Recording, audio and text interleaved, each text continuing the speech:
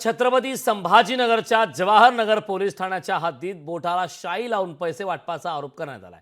पैसे वाटतानाचा व्हिडिओ ठाकरेंच्या शिवसेनेच्या अंबादास दानवेंकडून ट्विट करण्यात आलाय।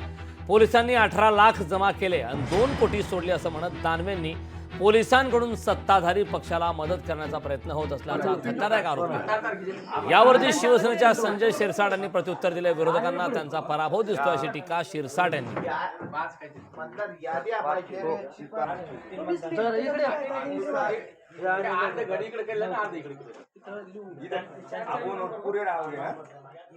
आधार कार्ड, वोटिंग कार्ड जमा करायचं, बोटाला शाई लावायची आणि त्यांनी मतदान करायचं नाही। त्याच्या मोबदल्यात एक तुटपुंजी रक्कम 1000, 500, 1500, 2000 अशा पद्धतीनं त्या मतदाराला द्यायची। अशा पद्धतीनं प्रकार सुरू आहे। या संदर्भात पहिला प्रश्न असा आहे की शाई बाहेर कशी येते, हा माझा पहिला प्रश्न आहे।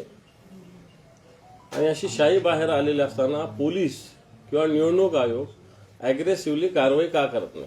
काय माहिती का, माझ्या मतदारसंघामध्ये अफवाचं पीक हे उठवायचा प्रयत्न करतात। त्यांना त्यांचा पराभव दिसतोय, त्यांना माहिती आहे की आपला पराभव होणार आहे। मग मी पैसे पाठवले, हे नाही पैसे पाठवले, चौकशी पोलीस करतील ना। यासाठी ट्विट करून सांगायची गरज काय? पोलिसांना त्यांचं काम करू द्या।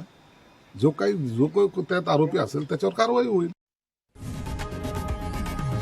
लोकशाही मराठी ऐका, पहा, जागरूक रहा।